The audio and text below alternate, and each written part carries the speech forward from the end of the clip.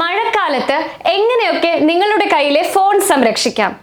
പലപ്പോഴും മഴയത്ത് നമ്മൾ എത്ര ശ്രദ്ധിച്ചാലും നമ്മുടെ ഫോൺ നനയാറുണ്ട്. അങ്ങനെയുള്ളപ്പോൾ നമുക്ക് എന്തൊക്കെ ചെയ്യാം? ഒന്നാമത്തെ കാര്യം, വാട്ടർ പ്രൂഫ് ഫോൺ കേസ് വാങ്ങിക്കുക, ഉപയോഗിക്കുക.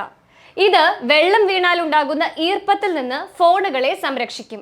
ഇനി ഇതില്ലെങ്കിൽ എന്ത് ചെയ്യാൻ കഴിയും? നമുക്ക് ഒരു സിപ്പ് ലോക്ക് ബാഗുകൾ ഉപയോഗിക്കുക, എന്നിട്ട് നമ്മുടെ ഫോൺ അതിൽ സൂക്ഷിക്കുക. മൂന്നാമതായി നമുക്ക് ചെയ്യാവുന്നതാണ് നേരിട്ട് മഴ കൊള്ളാതെ ഫോൺ ഭദ്രമായി വെക്കുക. വെള്ളം വീണാൽ എന്തായാലും ഫോണിന് കേടുപാടുകൾ പറ്റാൻ സാധ്യതയുണ്ട് അകത്ത്. അതുകൊണ്ട് ഫോൺ ഡ്രൈ ആയി തന്നെ വെക്കാൻ കുടയുടെ താഴെ വെക്കുകയോ അങ്ങനെ എന്തെങ്കിലും ചെയ്യാം. ഫോൺ എപ്പോഴും ഡ്രൈ ആക്കി വെക്കാൻ ചെയ്യേണ്ട മറ്റൊരു കാര്യമാണ് നനവുള്ള കൈകൾ കൊണ്ട് ഫോൺ ഉപയോഗിക്കാതിരിക്കുക എന്നത്.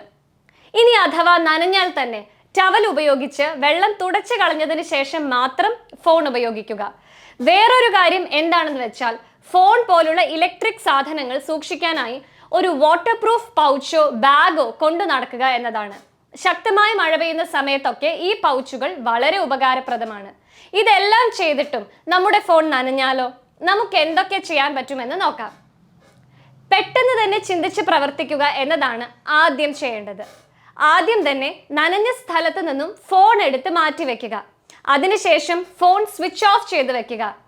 വെള്ളം നനഞ്ഞുണ്ടാകാവുന്ന ഷോർട്ട് സർക്യൂട്ടുകൾക്ക് ഇത് പരിഹാരമാകും. എക്സ്റ്റേണൽ ആയിട്ടുള്ള കേസുകൾ, കവറുകൾ, സിം കാർഡുകൾ, മെമ്മറി കാർഡുകൾ ഇതൊക്കെ ഫോണിൽ നിന്നും മാറ്റി പുറത്തെടുത്ത് വെക്കുക. അതിനുശേഷം ഒരു ടവൽ എടുത്ത് എക്സസ് ആയിട്ടുള്ള വെള്ളം പതുക്കെ തുടച്ചു നീക്കുക. പിന്നെ ശ്രദ്ധിക്കേണ്ട കാര്യമാണ് നനഞ്ഞ ഫോൺ ഉണങ്ങുന്നതിന് വേണ്ടി ഹെയർ ഡ്രയേഴ്സ്, മൈക്രോവേവ് അങ്ങനെയുള്ള ചൂടുള്ള ഡിവൈസുകളിലേക്കുള്ള ഫോണിന്റെ എക്സ്പോഷർ ഒഴിവാക്കുക. കാരണം നല്ല ചൂടുള്ള ടെമ്പറേച്ചറിലേക്കുള്ള എക്സ്പോഷർ ഇന്റേണൽ സർക്യൂട്ടുകളുടെ ഡാമേജിന് കാരണമാവും. പിന്നെ ചെയ്യാവുന്ന മറ്റൊരു കാര്യമാണ് നനഞ്ഞ ഫോൺ സിലിക്ക ജെൽ പാക്കറ്റ് നിറച്ച ഒരു കണ്ടെയ്നറിനകത്ത് 1-2 ദിവസം അടച്ചു വെക്കുക എന്നത്. ഇത് ഫോണിലെ ഈർപ്പം വലിച്ചെടുക്കാൻ സഹായിക്കും.